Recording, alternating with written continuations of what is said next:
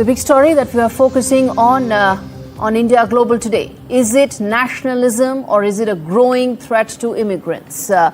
Dubbed as Britain's largest free speech festival, this and in fact, the Unite the Kingdom rally was perhaps the country's largest anti-immigrant protest in recent history. Thousands, in fact, the BBC said 1.5 lakh people had gathered by one man, far-right activist Tommy Robinson, chanting slogans, "We want our country back," and sent them home. That's what those chants were all about. The demonstrators also chanted crude refrains about UK Prime Minister Keir Starmer, saying Starmer a wonker, and also shouted messages of support for Charlie Kirk, the man who was killed this week. Tommy Robinson showed his solidarity, and which is the reason why this protest came about. Elon Musk, the man who's, for some strange reason, isn't in the news so much these days. He also slammed the UK government, calling for the fall of the Starmer government. Immigration claims that migrants are taking jobs and resources, and the worsening of crime rate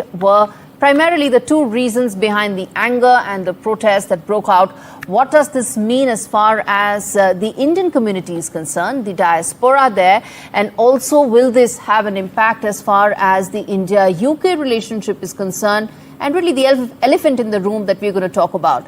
How quickly do things that target the illegal immigrants suddenly talk about the legal immigrants as well? Will that happen here as well? We're going to decode that for you. But first up, listen in to what Tommy Robinson had to say, the man who started this protest and whose clarion call saw 1.5 lakh people on the streets of London. Listen in. We came in our millions, okay? The biggest protest in British history. You, the British public, have now made London the battleground for this fight. We're going to do it again. I'm sorry, some people couldn't hear because there was too many of us. We didn't get to finish it. We didn't get to give our closing speeches. We didn't get to tell you our vision of how we can change this country, but we're going to. We're going to do it again. Unite the Kingdom, unite the West. It's a cry for help. We want world leaders. We want them coming from all over the globe. London has been chosen. You, the British public, have made that happen. Don't talk about change, be the change. That's the reality, yeah? That's what we need.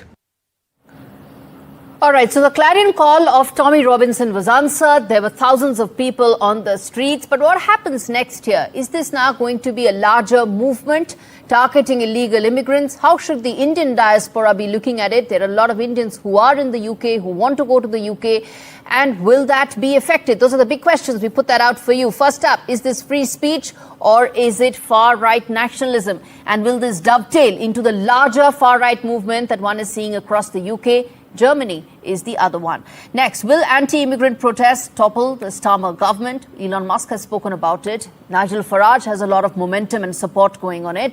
And people on the streets are chanting what they see as an anti-Starmer slogans. Will that lead to Starmer government being on shaky ground? He asked that question. Will legal immigrants face the brunt of these protests? And lastly, should the Indian diaspora in the UK, how do they view this?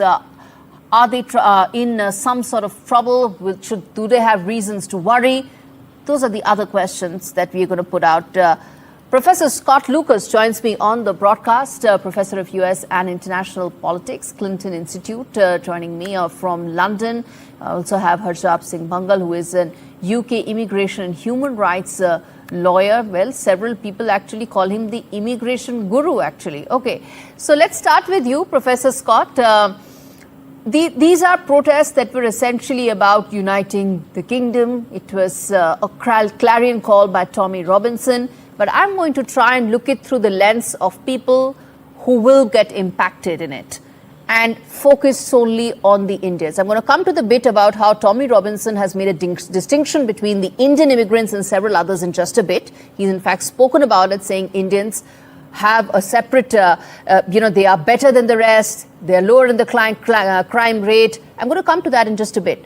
But your first thought on how do you see this protest through the lens of the Indian British immigrant? Well, I think I leave it to Indian British immigrants, or indeed Indians who are UK citizens, to speak. But to give you my observations as someone who lived in the UK for almost 40 years, First, this is not a uniting the kingdom rally. This was a rally led by the far right for particular groups that the far right likes. This was, and we must be honest here, this was not just anti-undocumented immigrants. This was also anti-refugee. It was anti-asylum seeker. It is anti-legal immigrant. Because despite what Tommy Robinson will say, oh, you Indians are okay, you can stick around. This was largely a rally for an England which is a white England, a Britain which is a white Britain. This is what we call not nationalism, it's nativism. Now, there are other people who were there who may not ascribe to the far right. They may say they were there for other reasons, such as legitimate concerns over immigration. But the leadership of this was not just Tommy Robinson. It was also the Trumpist chief strategist, Steve Bannon, who has called for white nationalism, even white supremacy. It was members of the far right from Germany, the AfD, from other European far right groups. So yes, without raising this, no need to be hysterical, no need to be fearful, but there is reason for concern here that these groups do not want to unite the kingdom. They want to promote their idea of the good groups. And they want to demonize those who are not good. Harjap Singh, let me ask through the lens of British Indians there, those who are legal immigrants, they contribute to the society legally, they pay taxes, they are part of the system there.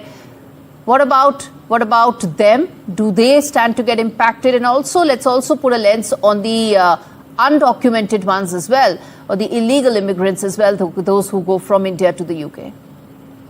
Yes, I think I agree with a lot of what the professor has to say. And the fact that this is a far-right movement funded by the far-right. And now, it's very important to say that everybody there was not far-right. But they are definitely, the far-right is attempting to influence them by painting people who don't look like them, don't talk like them, don't have the same customs like them, as outsiders. And for British Indians as well, it's a matter of concern, because many of those people who are marching as well do believe that even people like myself who are born and bred in the UK shouldn't be here. You only have to look at X, formerly known as Twitter, to see the amount of vile comments made towards British Indians on there. And it's a very, very dangerous thing if Indians actually welcome this guy, Tommy Robinson, that's not even his real name, who is in fact convicted of many offences, including fraud and thuggery and violence, and even deported for using a fake passport. He has been himself. Indians should not welcome him. It's a result of his whipping up frenzy and Nigel Farage reform frenzy. You're not going to get any answers by bashing Tommy Robinson, right? I mean, or by delegitimizing him, because there are 1.5 lakh people on the streets who are answering his clarion call. Let's now talk about how this goes from here. 1.5 lakh people is not a lot of people, considering when you stop the Iraq war rally, there was 1 million people on the street. So I think that's very important to have. How we go from here is we have to influence governments, and we have to out these people and show what the real agenda of these organizations is. British Indians are a threat. There's been an arrest made over the weekend of a rape of a British Sikh girl in the Birmingham area by white people who are saying to her, go back to your own country, we don't want you here, whilst raping her. Now, if that isn't a big threat, then I don't know what that is, if that isn't a concern for Indians. Also, the pressure put on the government regarding immigration has had an effect on legal immigrants as well. Student visa dependents have been stopped. Work permit dependents have been stopped. Carer visas have been stopped from India. As a lot of things, the salary required to bring an Indian over as your partner has been upped, and a lot of people have been excluded. A lot of Indians have been excluded for that because they're not in that well-paid jobs. So it is having an effect everywhere. And Indian government has been put under pressure in trade deals to take back their illegal migrants. Otherwise, there could be a clamping down on the number of visas given to Indians. This is a big concern. This is as a result of all the pressure being put on the governments by people like Farage and Tommy Robinson. And it's not about bashing anyone. If someone's right, you're right. If you're wrong, you're wrong. How people, who have descended from migrants themselves are now calling and attempting to divide and rule. This is, in fact, what it is. It's trying to play Indians off against other migrants, European migrants off against Indian migrants. This is what's happening, in fact, and the agenda is. Speaking about that Sikh woman and racist attacks, Professor Lucas, do you see those increasing going forward? Is there a public mood and sentiment in favor of, or that may create the atmosphere towards increasing such racist or crime against a particular race or ethnicity? Regrettably, when you get, under the guise of free speech, when you get hate speech, when you get this poison that's not just by individuals like Tommy Robinson, but indeed on certain national UK television stations that's, let's be honest here, work for the Reform Party. When you get that poison spread, it does raise the risk of attacks. In my country where I live now, in Ireland, there have been a spate of attacks on Indians who live here legally because we also get this same poisonous rhetoric. And so my fear is that without a dignified, responsible pushback on this, you wind up having further division and, yes, further violence. And again, speaking, with my colleague who put this very, very well, this starts with a dignified, responsible call for action by the government, not to call Britain an island of strangers, but to talk about the contributions of all groups, including immigrants, to the United Kingdom. It starts with responsibility in the universities. It starts with responsibility across all professional groups, not to give into this type of language, but to say that on the whole, immigrants have helped improve the United Kingdom economically, socially, and culturally. Indeed. Final closing comments, Harjap Singh, very quickly, which is, if you have to give one message to the British Indian community in the wake of these attacks, what would that be? And a message to the authorities, what would that be? Very quickly.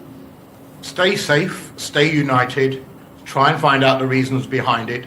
Do not allow to be divided. Unity is the strength. Use your common sense. Don't buy into the rhetoric.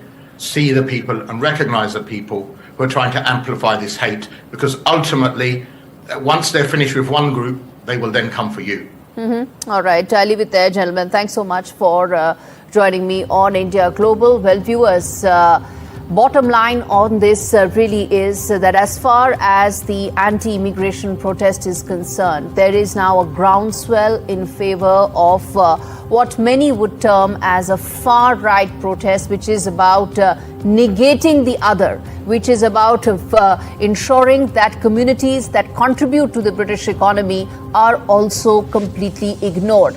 Will that mean legal immigrants will be under threat? Will that mean that pressure will mount on Starmer government to act more? There's already been some movement as far as visas are concerned and several others. That has already been going on. Will there now be a further movement on that? That's the big question. And lastly, how will authorities respond to growing racist attacks is really going to be the defining moment as far as Keir Starmer is concerned. All right, viewers, even as we speak about these racist attacks, don't forget there's been a viral video that's come from London which has sparked a huge debate on social media. You have an anti-immigration protester actually buying onion bhaji from one of those outlets that are owned by the Indian community. And that just sums it up for you that this is what integrated society is all about. And these protests are negating all of that.